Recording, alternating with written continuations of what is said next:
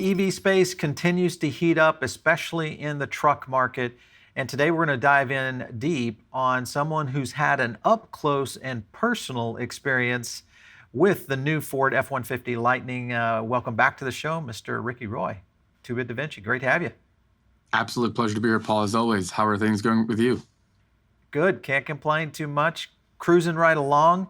And then Ford drops an absolute boulder in the middle of the pond and has created an entire ripple effect, I think, across the industry. Kind of give us your input of your chance to see the Ford reveal up close. Yeah, absolutely. It was a really honor for me to be invited by Ford. They sent out an email and a phone call very last minute, like a couple of days. It was like a Friday before we'd have to travel on Monday. So I was a little nervous about making it all happen because we were in the middle of another trip to my mom and dad's house. But it all worked out. We planned, and I got to fly into Detroit. From there, they lent me a F-150 hybrid, which I was able to take to the event. The Michigan Proving Grounds are in Romeo, Michigan. I believe it's pronounced Romeo. Yep. And it's about 70 miles away. And, you know, the event was around 5 o'clock, so I had to kind of fight with a little bit of rush hour traffic and stuff. But what was really cool is I got to drive the gas truck, and then it was the impressions riding along in the electric Lightning, and then the gas truck back home. So that dichotomy and the contrast was really clear in my mind, and it was really well laid out, and it was super cool. Do you want to? Should I get into like what part should we talk about first? I guess. Well, okay, so there's a lot to unpack with Ford in general. I want to kind of get your input because you probably got a chance to kind of pick the brains of some of the engineers and people around Ford that's really kind of putting together the strategy for their electrification of Ford. What are your thoughts on how Ford is moving in general? When you look at what's happened with the Mach-E, you look at where they're going now with the Lightning, what are your thoughts on, is Ford in a position now to kind of just blow it wide open, or is this one of those things where they're going to kind of tiptoe a little bit before they start running? Yeah, as far as their market position is an interesting point. But even before that, I would say what I was looking for is their intentions, or how serious are they? Is this like a little compliance kind of something to get us along for a couple of years, or are they really serious about it? So if you look at Ford now, Mustang, which is one of the most famous nameplates of all time. There's some controversy, to be sure, because it has 4 doors, no gas engines. It's not exactly the typical Mustang you're imagining, but they went straight for that. So to me, that was an interesting decision. And the car is really good. The Mustang Mach-E is a fantastic EV choice, and I think a lot of people are going to really love it. There's going to be maybe some shortages for a while as they get their supplies up, but great car. Now, F-150. So they're not making, like, to me, their decision or their strategy seems to be like in complete contrast to like General Motors, for example, who made a Bolt, which doesn't compete with anything directly. It's a completely different product. It felt very separated. Ford went the other way. They said, look, here are the 2 vehicles that you know us for, and we're going to make them both electric. And we're going to line them up with our gas offering and show off the benefits of the electric drivetrain and put it alongside the gas version in our showrooms. That part I think will be challenging potentially because they have the dealer network. They don't have direct sales like Tesla does. Right. But to me, they're really serious. And the reason why that matters is when a company's really serious, they're going to invest in like the battery tech side of the house.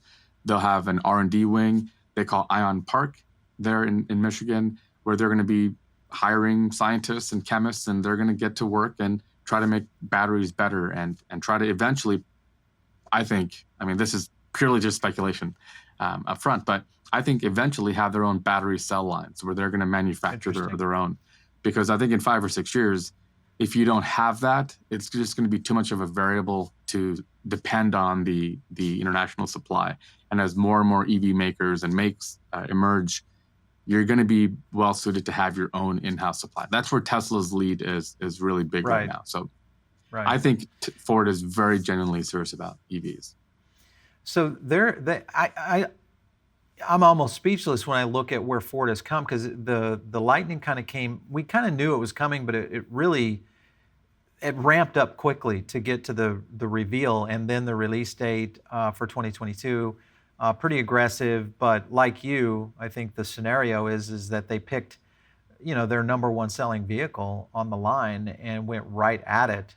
So it does give quite a bit of conviction, to understanding where Ford's mindset is here. I'm kind of curious, when you look at the people that got a chance around you to drive the vehicle or ride in the vehicle, get a good understanding of what that vehicle was doing up close. How do you feel that this, and I know not many have had a chance to see the Cybertruck or even the Rivian up close, but what we know about the Cybertruck and the Rivian so far, is this in the same league as those two vehicles? That's a good point. I think that will be the three trucks that people will compare to. For some reason, I always leave the Hummer EV out of this comparison. Right. Maybe it's because it's a little bit more expensive. It doesn't even, I mean, it starts over $100,000. So we can throw that one into the equation as well, potentially based on some factors. But yeah, the Rivian is a fantastic truck. I think it's one of the best looking trucks of the three. I really like how the Rivian looks, especially I'm an SUV fan more than a truck fan. So the R1S is one of my favorites. They have hub motors, so there's going to be a little bit of a difference in the field, more laden weight and mass. So the drive characteristics will be different. The Lightning is a dual motor truck, so it'll have two motors inboard of the wheels, pretty traditional. The Cybertruck has a tri-motor option, so there's going to be just some differences there. The Ford is probably not the most powerful truck in the group, but at the same time, to me, it feels like they made choices in the interest of appealing to the most buyers possible. That starting price point is quite attractive at $40,000. I think that's possible when you have a parts bin that allows you to save money on other things. For the Cybertruck, they have new molds and press machines for all their different componentry and all the sub-assemblies and seats and everything else, Rivian as well. So Ford has some advantages in that regard. In terms of like performance and stuff, I think the tri-motor Cybertruck, just the sheer numbers of it is going to be probably the most like performant truck. The long-range Rivian might be up there as well. But I think for the average truck buyer, what Ford, I think, does really well is say, look, we sell about 1 million of these trucks a year. We kind of understand the truck buyer. And somebody who likes buying a truck for work or for having fun after work, maybe both, we want to offer a lot of what they want. And I don't think they need 1,000 horsepower. I don't think they need to be, burning their tires at every turn. 580 horsepower and almost 800 foot-pounds of torque is plenty for everyone. But what they've really done a good job with is bring the comfort and the familiarity. Whereas the Cybertruck buyer is probably a little more cutting edge. They're early adopters. They get the latest and greatest stuff. But there's a lot of people who aren't like that. There's a lot of people who want a truck that maybe there's some history. They've always had this truck. The F-150 is a legendary name. I get comments. My video is done really well that I made for that event. And I get comments that are kind of across the entire spectrum. But there's a lot of people who say, I have had an F-150 since 1970. And this now is the first electric vehicle I'd consider. And I think that's the whole point. No matter what Tesla does, they're not going to get people like that because Tesla's the cutting edge brand. That's like the iPhone 12 Pro Max, the guy who, the minute the latest and greatest is announced, he's trading in his old phone and buying a new one. And there's people who aren't like that. People who want to see that, when I hear this a lot on my channel too, when Toyota or Honda make an EV, I'd consider it. This is the domestic version, which is when Ford F-150 is electric, I'd consider it. So I think what they're probably doing is appealing to the old truck market, whereas Rivian and maybe Rivian's kind of in the middle, but the Cybertruck really is appealing to new buyers who maybe weren't truck people before. That's kind of my take. No, I would definitely agree. I think when we saw the chance to see the reveal and we did a short video on it, and I was in that same camp, is that this particular move by Ford is a pretty aggressive one because they are going after their core base. And the people who buy a Ford truck, the likelihood is they're probably not, a Tesla buyer or a Cybertruck buyer, I should say, anyway, or at least a large percentage of them. And I think this is the key here. If we're going to get electrification at mass and get it done by a legacy automaker like Ford, for the fact that they've gone with the Ford truck itself for the F-150 is pretty impressive. I think that in itself is probably going to give itself a huge leg up in terms of the sales numbers. If you were thinking, kind of just what you've had a chance to see the vehicle, not knowing anything about what their production capability is, but where do you think this truck is going to line up in terms of percentage of sales out of the Ford F-150s that they do sell, say in 2022?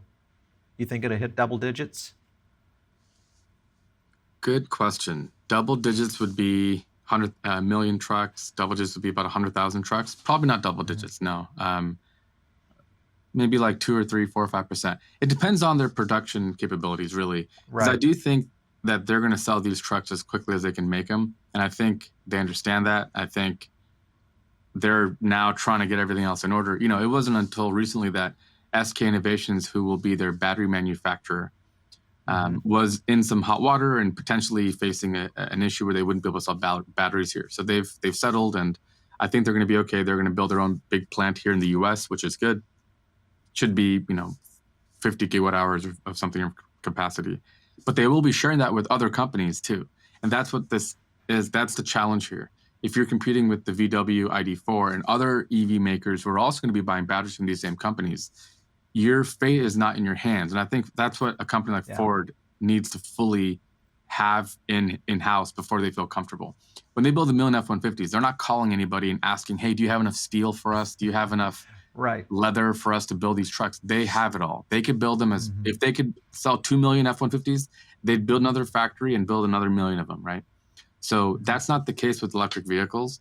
They understand that they have to get the supply of batteries, and they haven't announced the numbers yet. And this gets to something I think is really important. People say, oh, the 300 miles of range, when you tow, it's going to be nothing.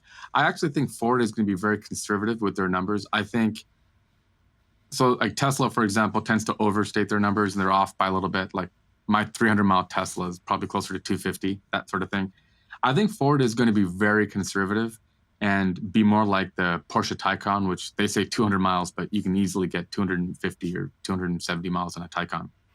So I think what they're going to figure out is, okay, let's do like, what's an average case payload in terms of towing or hauling? Mhm. And let's try to get close to 300. That way, when a customer is towing a 10,000-foot trailer, maybe they get 200 miles instead of 100 Right. miles, which is so there's a lot for them to figure out. And I think they have that in mind. They know the questions people will have. Hey, I love this truck. What happens when I tow my boat? And that question matters because you don't want to be driving an hour and charging an hour. That won't work. Exactly. So Yeah. there's some questions I think that need to be answered that will help buyers understand. But to start, anybody who's just an average truck owner who doesn't haul and tow, I mean, who doesn't tow stuff very often, which is a lot of people, right? I mean, I don't know how many Mhm. people I don't have the numbers in front of me, but what percentage of truck buyers are routinely towing stuff? I don't think it's a massive number. So for everybody Right. else, maybe this is the time, and maybe as battery tech improves over time, then everybody else can switch over too. There's some unknowns, I think. What do you make of Yeah, it? for You sure. agree? No, I would agree. I feel like this is the direction that they have to go as vertical integration has to be the answer. I mean, it's obviously I think the foresight of where Elon is going with making their own batteries and buying as many as they can, from all the primary makers is probably going to be the case. And just the load of EVs that are hitting the market in terms of new cars, new makers, all that is already starting to put, I think, a little bit of a stress on the situation in terms of just supply chain. So Ford's always very, and you think about it, Ford's a supply chain monster. So these guys have been doing this for 150 years. So it's one of those scenarios where we are talking about a potential that could really kind of remake how automakers like a Ford or maybe even a Volkswagen really come to market in terms of doing their own vertical integration, which could generate some innovation, which is, I think, going to be very interesting because Ford can pay and the engineers are not, they're not married to one particular manufacturer. I think people are going to start moving around in the space and we're probably going to see some very competitive, developments in terms of general, innovation at somewhere like a Ford or GM or even a Volkswagen in terms of just where it's going. I want to run down some of the capacities here. The Ford truck comes in at 2,000 payload capacity. Cybertruck is saying 3,500. We didn't get any numbers on the Hummer, but 11,000 pounds on the Rivian. So, I mean, really, they're all kind of in that same range. I don't see, massive scenarios. The towing capacity still Ford is right there with the Rivian, which is, and also the Cybertruck, depending on which one you go with, on around the 10,000 pound, 4,535 kilos. So I feel like that is in itself, somewhat stride for stride with where the truck market is going. I guess my question is, sure, Tesla's going to have a certain element of the market that is that edgier, buyer. Ford is setting over here, which I think is the bulk of the market. Maybe the real head-to-head here is going to be Rivian and Ford in terms of the buyer that is willing to accept a new design, a new theme, all that.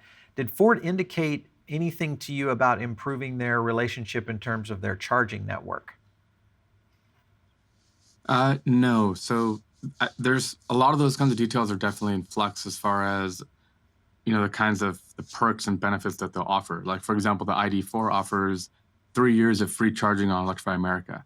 That Right. could be huge for somebody who's buying an EV. You tell them like, hey, here's free gas for 3 years. That could sell some cars. So what they're doing right now, I think, and this is what they told me officially as of a couple weeks ago, but I really do think this is going to change, is my gut feeling. They said they're offering like 250 kilowatt hours of free charging, which is like basically two fill ups, right? And Yeah. then you'd be paying for it on your own. As far as their network, the Ford Pass network, they're building kind of a third party, like an integrated solution where Electrify America and other networks will all sync up. And when you plug in your car, it'll be seamless. You'll just plug it in and walk away. Right. It'll charge and bill you and everything else. One of the comments that I've seen, and I also wonder about, is their charge speed. The DC fast charge limit is about 150 kilowatt, which Mm-hmm. to me seems limiting, especially if they're going to go the bigger battery pack, like 150 kilowatt hour Exactly. battery pack.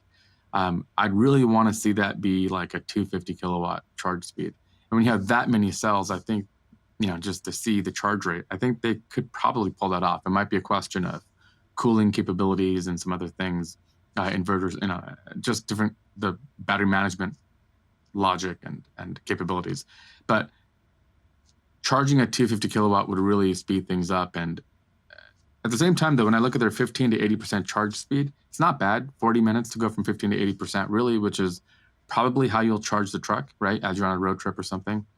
So, yeah, they haven't indicated too much about like where they want to go from here, but I'm hoping between now and actual final full rate production, the thing I'd want to change, like if I was on the phone with Ford and I could give them advice, I would tell them to try to improve on that charging speed. 150 is just a little too slow. The ID4 that I drove was like 120 kilowatt, which I found to be slow because it added an hour to my road trip. So 450 miles, San Diego to the Bay Area, 9 hours in my Tesla, 10 hours in the ID4, all other things equal. That extra hour is in the charge speed.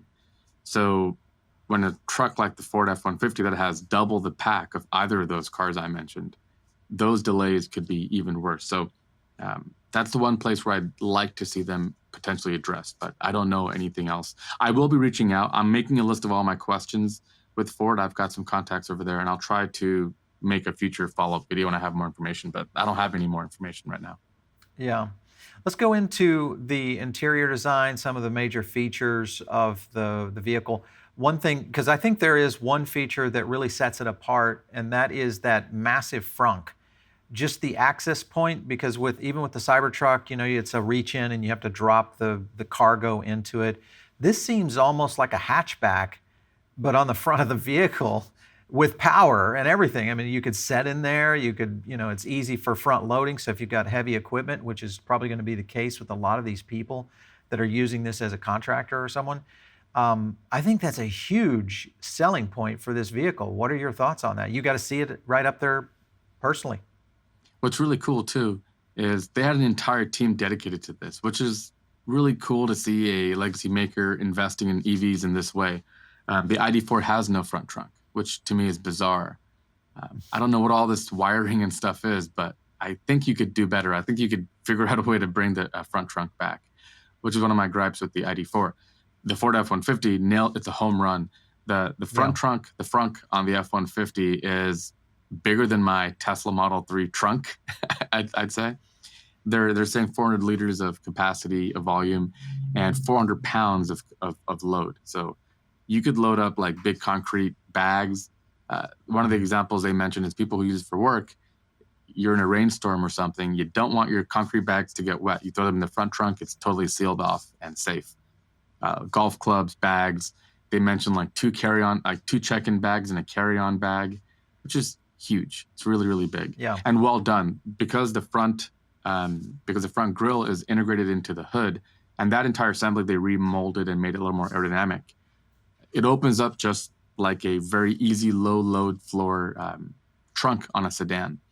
As you mentioned, it's more of a tub that you reach into in the Rivian and the Tesla, which I think the Rivian might be lower to the ground than the Ford, because when I saw the Rivian in person, I didn't feel it was too difficult, but trying to lift 50 pounds, like if you had a cooler full of ice, up and over that in the Rivian is not going to be very easy. In the Ford, really, it's just kind of a shimmy and kind of push it in.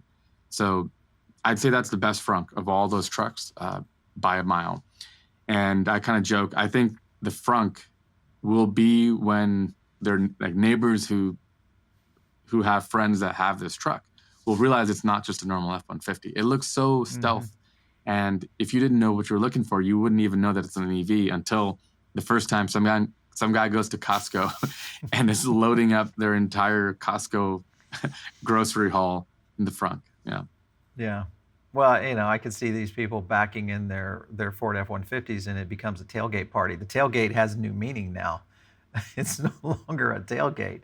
So that in itself is going to be interesting. I think that's just a huge selling point. And if you look at pickups in the past, the big reason for a lot of sedan owners of not maybe going into a pickup, even my own lifestyle, we would love to have a pickup in our family, but we've never had one because of the fact that you can't secure cargo. And that's always been the case. And like you explained, is that for most people, they're probably not really using that bed for much more than moving a neighbor's couch. You know, occasionally you need it for picking up sod or something like that for a backyard project.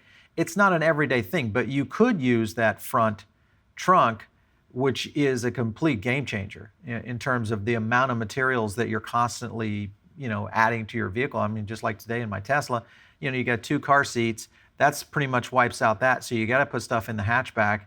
If there's anything if you're in a pickup, where are you going to put it? You know, it's got to go into a scenario. So I think that holds back a lot of people from buying pickups. So I think it may open up a market that has not been there before in terms of a person like me willing to buy, and especially an EV truck, and the fact that it's got such a usable, you know, feature, which I think is huge. Even though, you know, I still like the Rivian in terms of the styling a little bit more overall. But anyway, let's kind of go down a lineup here on a quick rating of where you give these trucks. Obviously, the Cybertruck we've only seen in videos, but you've seen the Rivian in person, you've seen the F-150, the Lightning in person. If you were to rank this in terms of 1, 2, 3, with those 3, which vehicle would you give the number 1 ranking to in terms of overall looks? That's a really good question. I think when I saw the F-150, it made me realize how radical the Cybertruck was, because I was a big fan of the Cybertruck. And then it dawned on me that if I need to go to the grocery store and buy a gallon of milk and I pull up in this Cybertruck, everybody's going to be like, look at this guy, look at all the attention this guy wants, which is not my style at all. I have a white Tesla because I want no attention. You want to blend in. Yeah. But I always have liked the Cybertruck in terms of its cool factor, the daily livability, and the fact that you'll get a lot of attention for it being such a bold and dramatic departure is something that I kind of struggle with now. The Rivian is a good looking truck. I've never been a huge fan of the vertical oval lights. Kind of looks a little weird to me. But other than that one little thing, the light bar and the side and the back are just perfection. I love the truck. And the Ford is a truck. It's not trying to be anything more. It's just an electric version of what you already love. And the front grille, I think it is a very good looking truck as well. To be honest, if I had to say, based on looks, I might say Rivian F-150 Cybertruck. But the Okay. differences are so close, and the Subtle. style Yeah. of it's subtle, and it would not be the determining factor. Like for me, the Cybertruck for $70,000, a 500-mile range EV, That's that a value. is a value. Yeah. To get a similar Yeah. Tesla with that much range in a sedan, you'd pay double. Hmm. Yeah, Like, I think let that that sink is in for a it's minute. yeah, it's a big factor. I think you're right when you look at the real functionality of where Cybertruck is going. Now, that's granted if everything delivers on Cybertruck, which I want to talk to you about that in a bit. But all right, so I like that. That's a good selection. Price-wise, they kind of line up if you look at it. Even if you the Rivian is 67 to 85. Cybertruck, they're claiming the 39 to 69, which I think they'll hold, and then F-150 at 39.9 to 90,000 if you go with those trim levels, which I really think are going to be interesting to see how people kind of explore those trim levels on the F-150 Lightning, kind of going forward. And then of course you have the Hummer coming in at 80 to 100. Okay, so price wise, I think they're all very competitive. They're all going to be in the same shopping list in terms of people wanting to figure out which vehicle they're going to go with in terms of a vehicle. Thoughts on the pre-orders here? 44,000 reservations in less than 48 hours. Cybertruck is now around, what are they? They had 146,000 reservations in the first day, 250,000 in the first week, and over 1 million reservations right now. Though there's a lot of pundits saying that maybe half of those cancel because of the length of time before the Cybertruck rolls out. What are your thoughts on that in terms of, can Ford really accelerate and keep up with 50,000 trucks on just this first splash? This should give them a really good, red flag warning, I would think. Yeah, the reservations for Tesla are interesting. My wife has a philosophy now, like if there's a new Tesla event and something's unveiled, just reserve it. Yeah, Because first of all, it you might just be never some time know. before you get it. And Tesla's built themselves as kind of, if you're familiar with Supreme, that clothing or Hmm. whatever company Hmm. brand, they have like very exclusive drops, and it's all very, it's this huge marketing ploy where they don't spend any money on advertising, but people will line up and buy things the second they're available. Tesla's done the same thing. I have a bottle of Tesla tequila, which is right over my shoulder, right there. Yep. It was the same thing where we don't drink tequila. That thing hasn't even been opened. But the minute that I heard it was on sale, I grabbed my credit card, rushed on the website, and just bought it. And it was sold out 2-3 minutes after that. Tesla Wow. is like more than a brand. Tesla is like this lifestyle thing. People love Tesla in a way that like is unique to Tesla and probably nobody else. So the million reservations for the Cybertruck, I actually know 3 different people who have over 40 reservations each. Their idea is they're going to buy 40 of these and like rent them on Turo and have a fleet. So because you gotta remember, it's only $100 to do this. So the million reservations on the Cybertruck, I don't put too much weight in that because, like you said, the cost of doing it is little. And in a lot of Yeah. people's minds, here's what they're thinking: if I lollygag and drag my feet on this, and I decide a year and a half from now, you know what? It is time for me to upgrade my truck, and I want the Cybertruck. It could be another couple of years of waiting. And so they're Right. thinking, if I don't just make this decision now, and I have time to think about it, it might be years before I get it. So they're thinking the lower cost of entry is to just reserve it and wait. Whereas Ford buyers, I don't think act like this. A Ford buyer No. sat there, him and his, person, their spouse or whoever, sat there and really weighed it all out and did their finances and forecasted. And they were like, you know what? Let's do it. Let's buy this. I think the Ford reservations will be fewer, but they're probably going to be more possible to convert. They're going to be more Yeah. likely to convert to an actual sale than the than the Cybertruck, because again, people just have this obsession and this passion for good reason. I mean, that Tesla tequila is a good example of what I mean by that. You can't buy it Yeah. again. They've had a second round, but it's a very cool product that it's become this kind of bragging right. If you have a Tesla, you don't just have an EV. You have a Tesla, and you can't Mhm. just go and buy them. Even today, for any of their models, it might be weeks before you get it based on factors. Yeah, for So sure. I think the 50,000 for Ford is a really good sign. Those people have already gone and picked a dealer. They know where they're going to be buying the truck from. There's a lot more Mhm. involved to that, and they're likely to convert. Now Ford just has to figure out how they're going to build. 50,000 is a good bottom end. I would be just completely over the moon if they could make closer to 80 to 100,000. But 50,000 for 2022 would be a killer target to start with.